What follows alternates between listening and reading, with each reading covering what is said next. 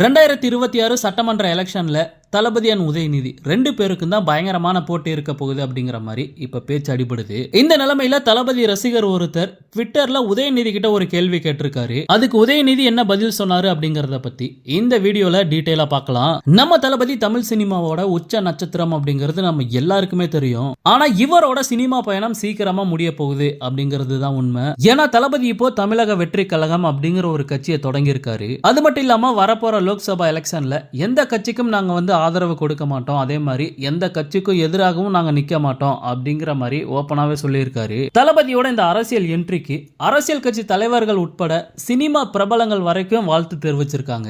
இந்த நிலைமையில உதயநிதி ஸ்டாலின் பாத்தீங்கன்னா தளபதியை பத்தி ஒரு ட்வீட் போட்டிருக்காரு. அது இப்போ சோசியல் மீடியால பயங்கர வைரலா போயிட்டு இருக்கு. அதாவது 2011 ஒரு ரசிகர் பாத்தீங்கன்னா உதயநிதி கிட்ட ஒரு கேள்வி கேட்டிருக்காரு. அது என்ன அப்படின்னா, நண்பன் படத்து கூட ஓகே ஓகே படத்தை ரிலீஸ் பண்ணுங்க, செம்மையா இருக்கும், தமிழ்நாடு முழுக்க அதுதான் பேச்சா இருக்கும் அப்படிங்கிற மாதிரி சொல்லியிருக்காரு. அதுக்கு உதயநிதி என்ன ரிப்ளை பண்ணியிருக்காரு அப்படின்னா, காமெடி பண்ணாதீங்க ப்ரோ, விஜய் அண்ணா கூட போட்டி போட நான் என்ன லூசா அப்படிங்கிற மாதிரி கேட்டிருக்காரு. சோ இவர் போட்ட இந்த ஒரு ட்வீட் பாத்தீங்கன்னா இப்ப இருக்க சூழலுக்கு ஏத்த மாதிரி இருக்கிறதுனால எல்லாருமே அதை ஸ்கிரீன்ஷாட் எடுத்து பயங்கரமா ஷேர் பண்ணிட்டு இருக்காங்க.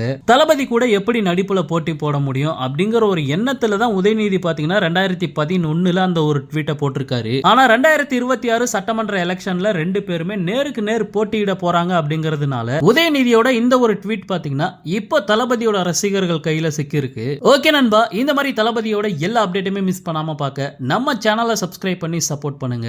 நன்றி.